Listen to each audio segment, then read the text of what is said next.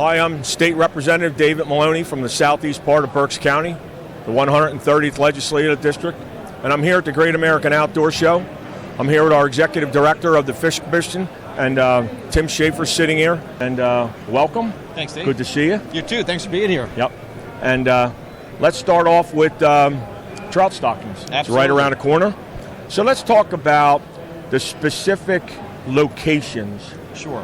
of why we have and want Yeah. ideal trout stocking. The anglers pay for the fish. We want to get them out for Right. them. Stock about 3.2 million trout. I know you've been to some hatcheries. Love to get you Yep. to some other ones. So we want those fish to be used and harvested. They want to make sure it's open to the public and accessible. Our stocking locations, as you know, you've been along, oftentimes you're along a roadway. Right. You want to make sure that it's safe for the people, for the volunteers to get out and stock. Every time we do one of our stockings, we'll have a waterways conservation officer along with us. They'll do a safety briefing in the morning. We'll have a vehicle in front, vehicle in back. Right. So one, open to the public. Two, we want to make sure it's safe. And then our biologists, it's really a partnership between the biologist and the officer to identify which waters are healthy enough, clean enough to have the fish, and then which waters are going to hold the trout. If you do come out to one of our stockings, we welcome, and I know you've done this, walk the buckets up and down the stream, spread those fish out. I go back in time, and even before you were the executive director, where we went and did some pretty difficult terrain. Yeah. And I even remember the questions ahead of time was, are you able to do this? We're going to put lids on the bucket, and we're going to climb down this where we wouldn't normally be able to get to. And I always thought that was fantastic. Sure. Because it wasn't maybe an easy access, but we could get fish there. That's right. And whether it's, the center of the state, north of the state, whatever. But let's just talk about the actual, let's say the holes, or what the ideal place for placement of these trout, because they're coming from the hatchery and we're putting them in the wild. Yeah. So it's both. It's both. Right. So say you get to a stream, it's got a really nice hole, put some fish in those holes, go up if there's some riffles or some rapids above, put them above, put them below. Right. The fish will move around, but they'll find a sort of a sweet spot where they like. We have done trout residency studies to determine which fish are more inclined to move further distances. Right. In many cases, we'll stock rainbows in a certain stream because we know the rainbows aren't inclined to go out of those areas that are open to public fishing. And that's interesting, because there's pieces of that where I didn't know or I forgot, and I think that's important to know, because when somebody says, hey, I didn't catch any rainbows here, or I only caught rainbows, and what do you think?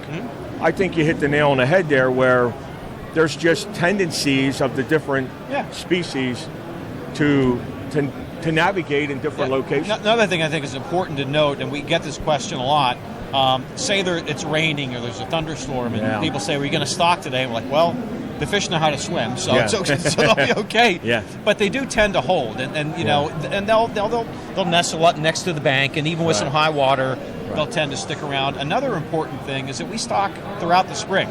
Right. So we do in-season and pre-season stockings. One thing that we've done recently that's been really popular are golden rainbows. Some people still call them palominos. Yeah. We stock them pre-season and in-season. Yeah. Not only do we do that, but we tell you where we're stocking them. We want people to out and catch these fish. Yeah, we certainly, I would certainly agree with that as much as possible, especially bringing young people out.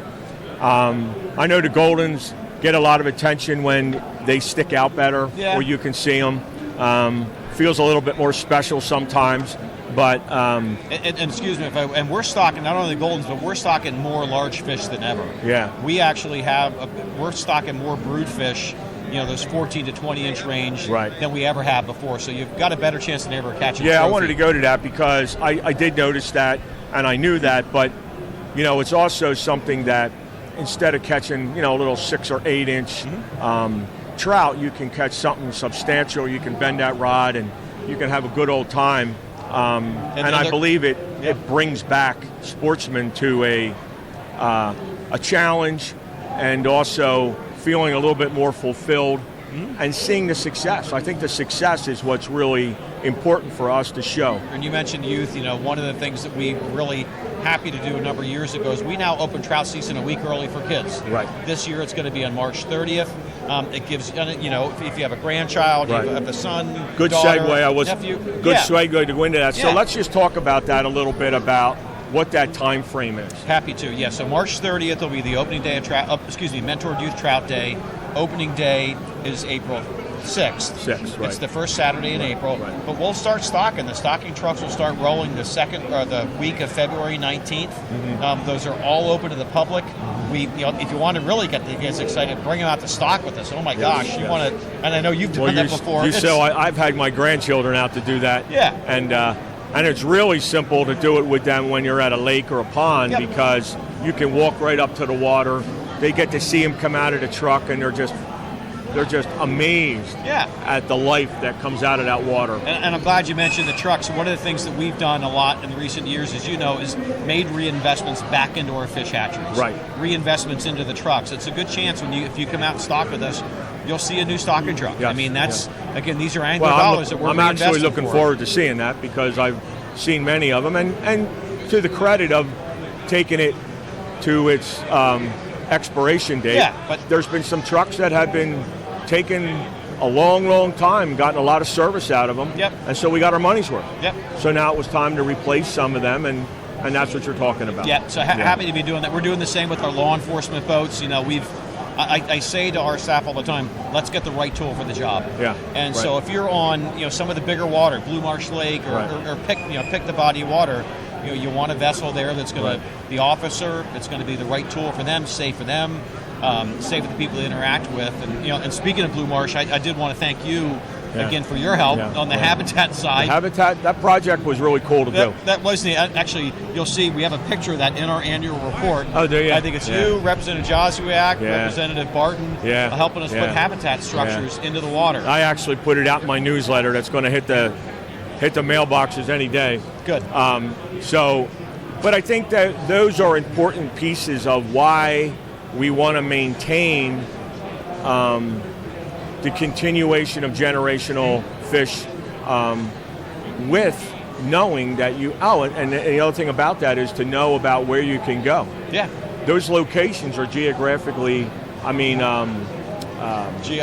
Right, exactly. GPS. Yeah, what we do, so what Representative Maloney's talking about is all of our, whenever we do a lake habitat project, we will actually place the coordinates of where they are in the lake. Blue Marsh Lake, which is there in Berks County, but you take a state park lake anywhere or one of our facilities, we do lake habitat work. We want you to know where they are so you can have a better chance of being on fish. Yeah, and I think that's really neat, because knowing how, look, we don't always have the time, I get it, but you do get familiar with certain lakes and certain facilities that but to be able to go to something new and not have to spend days to figure it out, that's pretty cool to know that we can rely on this location to have habitat that will enhance the population of the fish. So, when you do that, one of the things we also talked about that day, and we love to remind people, and we're doing it here at the show, when you're out on that boat, when you're fishing on the lake, wear a life jacket. In Pennsylvania, from November 1st through April 30th, all canoes and kayaks and boats under 16 feet, you have to wear your life jacket during those cold weather months. It might be a 50-degree day in March, but that water is still deadly cold. So make sure you're wearing your life jacket. Very, very important.